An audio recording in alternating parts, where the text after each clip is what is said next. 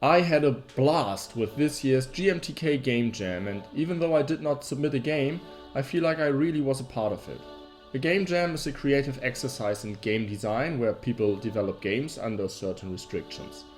In this case, they had to make a game in 48 hours, more or less from scratch, and it had to fit the jam's theme, only one. The annual jam took place for the third time and was once again hosted by Mark Brown, whose YouTube channel Game Maker's Toolkit, or GMTK, is pretty much the place to go for smart takes on game design. This jam was the first game jam ever I really took notice of and actively followed. On the jam's Discord I felt excitement and a positive atmosphere among the developers, hoping to make the deadline and supporting each other. I was intrigued and decided not only to try out a few games, but to put on a live stream of me playing them. After all, it was hard to be found among the incredible number of more than 2,600 games submitted. I announced the stream on Discord, hoping someone would join me and maybe play a few games for an hour. 4 hours later, I was still on, having so much fun talking to the creators of astonishingly good games.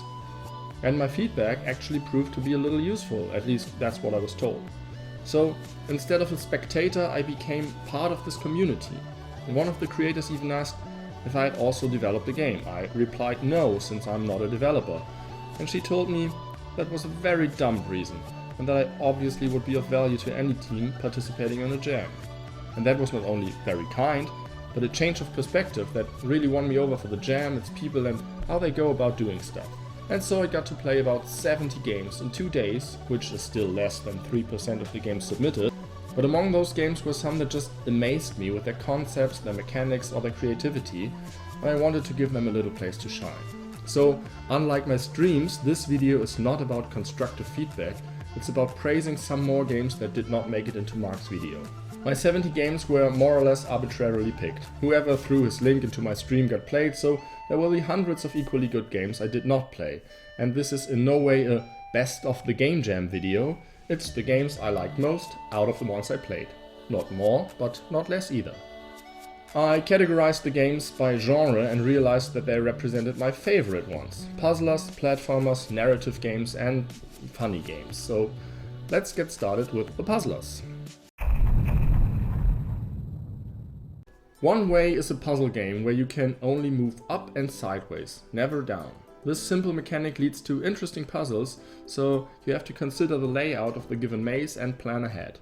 Your moves are also connected to laser beams flipping on and off, so you may have to change directions and plan your way accordingly to not get fried. The game really shows promise when it introduces a second ball that is controlled simultaneously, and it can be a helping tool but also in your way, and you really need to think things through once this mechanic mixes the game up. It's a convincing concept that could be a strong game with more levels and more complex puzzles. A bit more fleshed out is only 1 frame per second. In this game your character will continue to move in whatever direction you push, but only at 1 frame per second. And any other object in the game works the same way, so it's a bit like Crypt of the Necrodancer but as a puzzle game. And what amazed me was the number of different mechanics introduced in a game developed in just 48 hours. You got keys, a sword, tiles that crumble after you step on them, and ice that doesn't allow for a change of direction once you touch it. The puzzles work pretty well, and with some more time in development this game would be indistinguishable from a full release, say on Nintendo Switch's eShop. I was sold on Blobby the Level Shrinker the minute I started it. You direct Blobby, a little blob, to any of the 4 directions and he will zoom there until he hits a wall and crashes into it with a nice little oomph. The game is smooth and just feels good, but the main attraction can be found in the name. You cannot simply head towards the goal, but in order to do so, you first need to shrink the level down to fit one screen.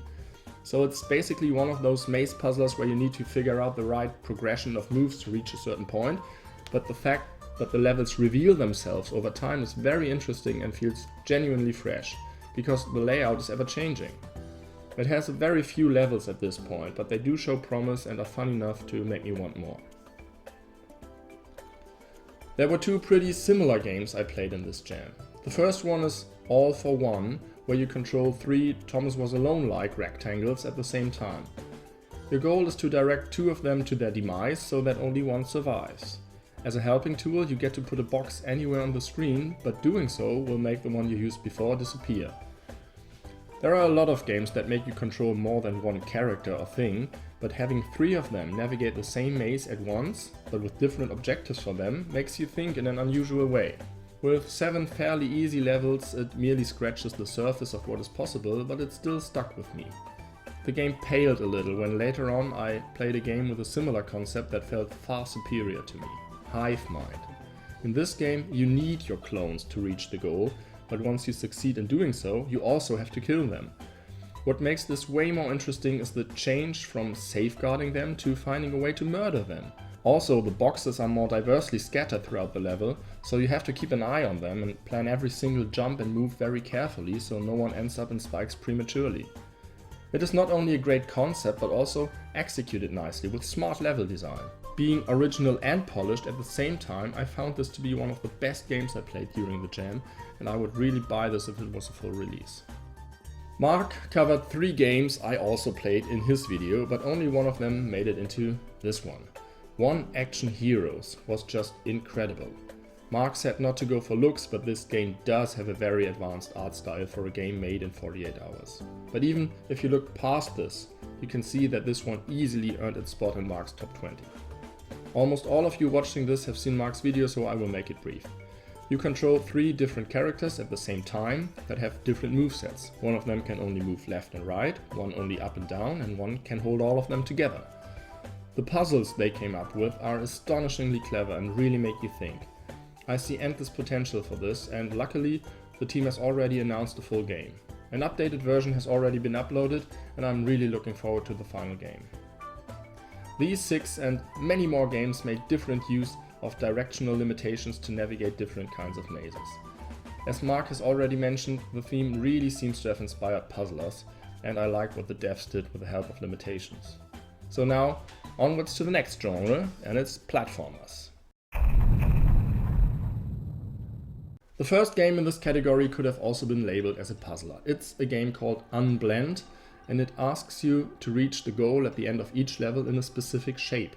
Starting as a simple square, you can add and lose more squares as you go along, have to make all the jumps and fit through all the gaps. And the game was more interesting than fun, because it was a little tedious to navigate, but I still liked the idea. It also had nice little touches, like a connection between your size and your jumping height. I guess there wasn't enough time for levels that really delivered on the mechanics, so in this version it was mostly just trial and error and squeezing through to the end. But there is a good game in the premise of an ever-changing protagonist with different abilities. You would constantly have to make decisions about what to take with you and what to leave behind, and plan ahead smartly. One item yo-yo is definitely the weirdest game I played during the jam. For the first few minutes I thought I was playing this completely broken and completely bonkers game, like Octodad, but not only with weird but also random changing controls. It was the first game ever made by Ralph and Sarah, who were pretty enthusiastic about it and seemed like they were having a lot of fun making it. Because I could relate to their attitude, I really wanted to like their game. And it's about a guy navigating levels with only a yo-yo. You gotta love that. But then I played it and it just didn't seem to work. I was irritated by weird graphic glitches and just didn't get the yo-yo mechanism. But then I realized I didn't, and suddenly it clicked.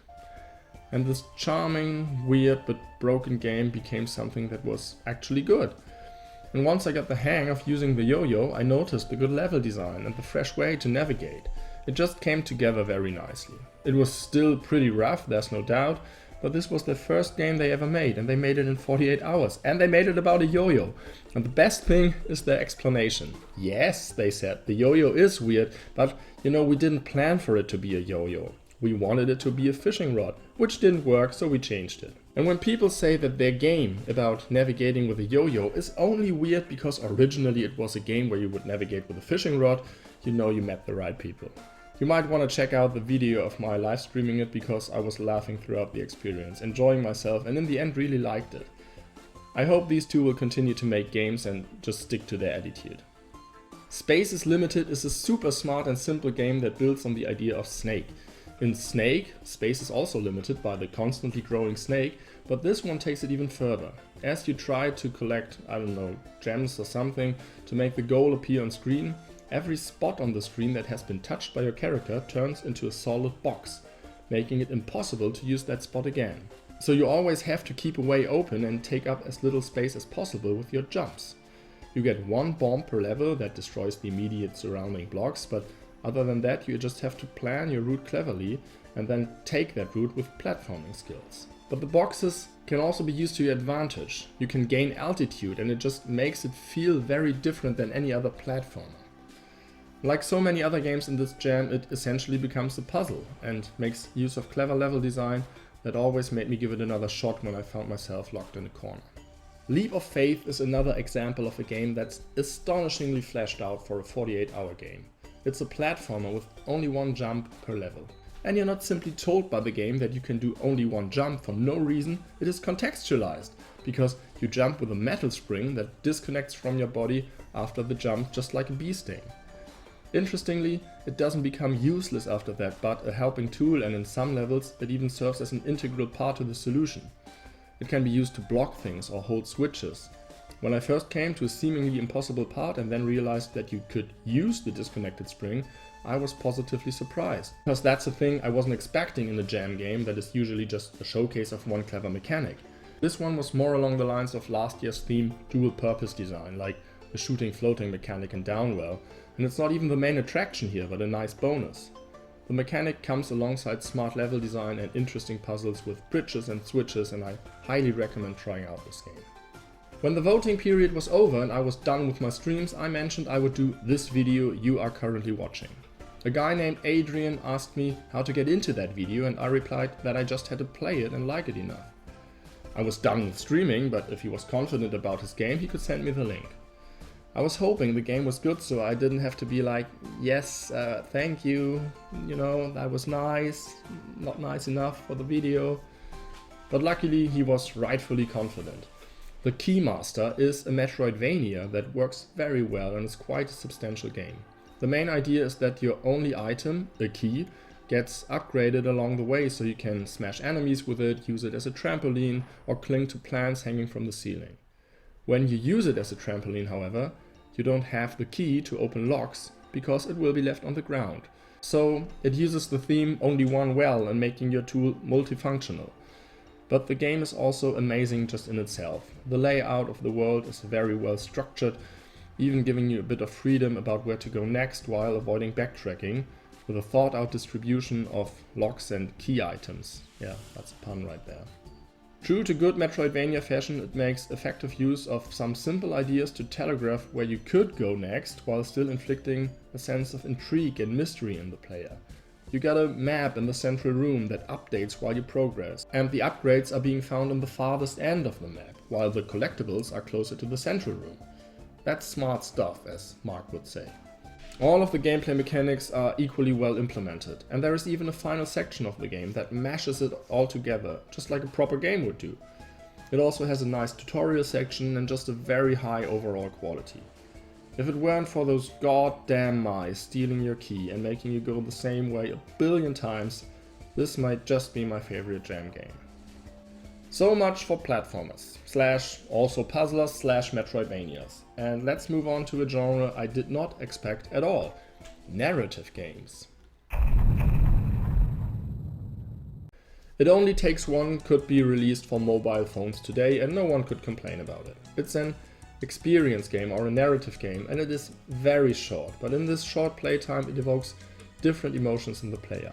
As you move along the path laid out for you, the mood of your character will be increasingly aggravated by others in different ways. It is really simple but effective in that I kind of lost my distance to it while playing. It connects your attempts at succeeding in a game with the attempt of the character to connect to other people. So when the character is disappointed about being pushed aside, so are you. In that it succeeds in immersing the player in its premise. And even if it doesn't have a complex message, I was just impressed by the way this game took an idea, reduced it to its core, and made a game that is not a showcase of what it could be, but instead just is. Of all the games I played, the one that impressed me the most is the ones I couldn't save. I can see how people might disagree with that, because all you do in the game is switching between radio frequencies, but this one really struck a nerve with me, because it felt genuinely original. To me, this one is the best example of how to get creative with a jam's theme like Only One. Because in this game you only get one radio frequency to listen to, but 5 different spaceships sending distress calls before a planetary disaster destroys them. The catch is that you do not only have one frequency, but only can warp one spacecraft to safety. So what the game asks of you is to make a harsh moral choice based on very limited and broken information. And that happens in a tense atmosphere where you constantly have to decide who to listen to, what to skip and to whom to skip. First you get information about how many people are on the respective ships, and you think you can get an easy way out and save the ship with the most people on board. But right after that, you pick stuff up that makes things very complicated. The ship with the most people on board is a ship of robots, but you might not have gotten that information. And maybe you shouldn't jump to the conclusion that their safety is less valuable than that of humans. Another ship may be responsible for the catastrophe in the first place, and information suggested by another ship, but can you trust them? The writing is really excellent in laying out red herrings and making you constantly changing your mind. The ongoing decision making about where to gather more information could be overwhelming, but works pretty well. And after only 2 minutes or so, it is all over. I really regret that you don't get time to reflect on that information, because once the time is up, whoever you are listening to at that moment is being saved. I didn't know that, and it made my choice arbitrary, but that's an easy fix for an otherwise great idea. I don't see this as a full game, but it would be an amazing addition to a game that focuses on moral decisions and narration. Very, very well done. And a jam like this does not only inspire clever puzzlers, but also games that see the funny side in only one. And here are a few of them. Well, I can't do this video without talking about the Turtle Empire, can I?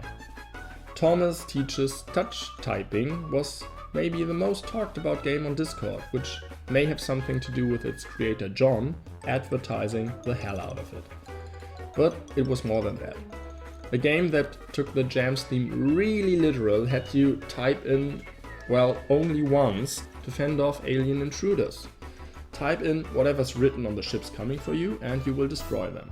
At first I took it as a pretty good joke.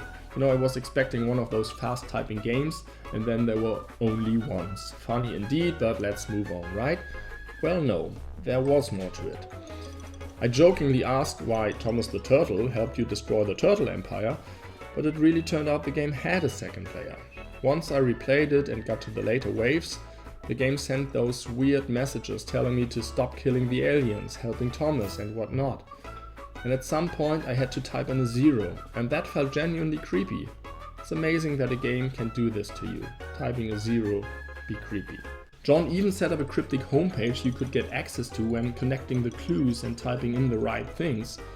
It is still a weird game and maybe more of an experiment, but you gotta give it credit for doing something interesting, weird and still funny. So all hail the Turtle Empire. When all you have is just a game going crazy. It, I don't know, builds on the idea that you can solve whatever task the game throws at you with only a hammer. Need to cook some eggs? Get them out of the fridge and into the pan with just a hammer. This is an Octodad-esque gameplay and it's just really fun. I'm glad I played through the purposefully tedious egg part because it just got more and more insane after that. When I finished my first stream, I was asked by someone if I would stream again to play their game. I agreed and got the answer that the whole team of 5 people would have their morning coffee watching my stream. That was a lot of pressure. They were so nice and now I felt like I had to put on my birthday face. You know, when you unwrap a present and regardless of what's in it, you have to appreciate it and be happy. So here I was, performing for 5 people who had spent 48 hours each on a game with 3D models and the name Flamigos. I soon noticed that it was Where's Waldo with flamingos, and prepared to keep that unwrapping face. But I was pretty soon relieved because I had just so much fun with it. When you have to look for a pink flamingo that wears a pink flamingo swimming ring among other pink flamingos, and they constantly get in your way, well, I had a blast. Also because once I found the right one, I had to incinerate it in some diabolic lava pool. This is a game that is so much more fun than it sounds when you first hear the idea. And I really have a hard time imagining how the team went like, yes, this seems like a valid idea. Let's put our next 2 days in creating this monstrosity. Well, I applaud you for seeing that it would be worth the effort. Negative Nancy was not only funny, but also has a twist at the end that took me by surprise. The concept in itself is hilarious. You are Nancy and work at some store, and the only action you can do is saying no to whoever's in front of you, just like Little Britain's computer lady. Or you can not say anything, so be negative or be quiet. The game starts with someone trying to refund a broken toaster that is obviously full of blood, and because of Nancy's negativity, the game escalates in no time, and before you know it, you're interrogated by the police for murder. How you get there is so very funny, and the writing is just great, but the fact that you can actually beat the game by paying attention and know when to be silent was just the icing on the cake. This is a gaming experience that I guess can only come out of a jam like this. Finally, I want to talk about a game that does not really fit into this category because being funny is just a side effect of the game. I'm talking about Build Permit, which is a city building simulation with a twist that you only get one building permit for the whole game. The goal is to earn enough money on one side to get a second permit, but of course once you get that, the game is over. Well, spoiler alert, I guess. You get 3 meters, water, electricity and happiness, and have to balance them so none of them drop to 0.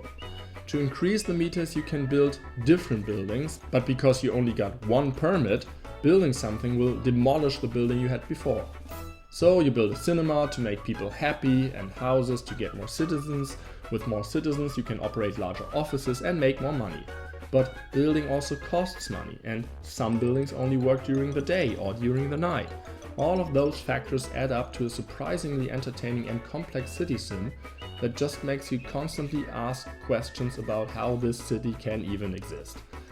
So it's funny enough to be in this category, and on top of it, it was one of the most interesting games I played during the jam. So there you are. What a wide range of interesting games that spawned from this theme and the minds of many talented creators. Before I end this video, I will name some honorable mentions because almost every game I played had something going for it. So we got GeoTwist. It's a pretty polished Kururin-like game that allows you to make turns in only one direction.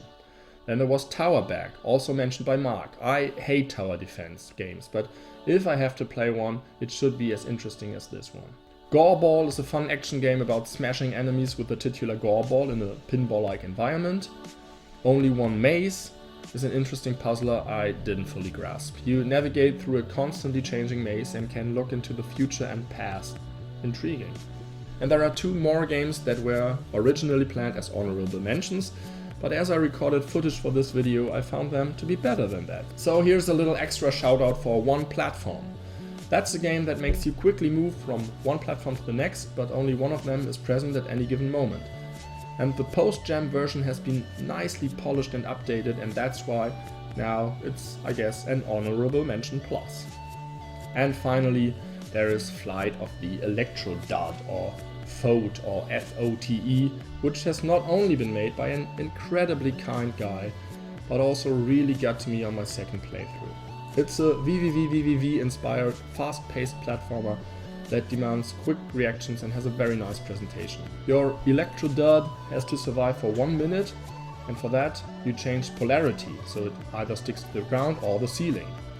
Trying to charge it up to 1 volt in 1 minute is really difficult because you have to perform 100 jumps without falling between the bars. I tried so hard, but only made it to a little over 0.9 volts. However, getting so addicted to a jam game was another thing I wasn't expecting. So that's it. Thank you all for your passion in making creative and original games. I am so happy I took a part in this and look forward to 2020's GMTK GameJam.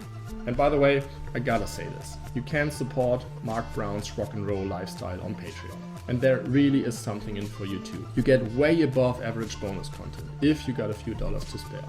I recommend it, and you do what is best for you. So, thanks for viewing. I'd be happy if you would subscribe to this YouTube channel, even if it's mostly a weird German gaming channel, but I will definitely continue to play jam games, talk about them, and will be happy to give feedback to work in progress or finished games by people dedicated to making interesting games like I saw in this jam. So in the description you will find all the Facebook, Twitter, Discord, Twitch, YouTube information you need to become a devoted fan of me and my wonderful YouTube partner and everlasting friend Tim. Wir sind die beleuchteten Brüder und ihr seid großartig.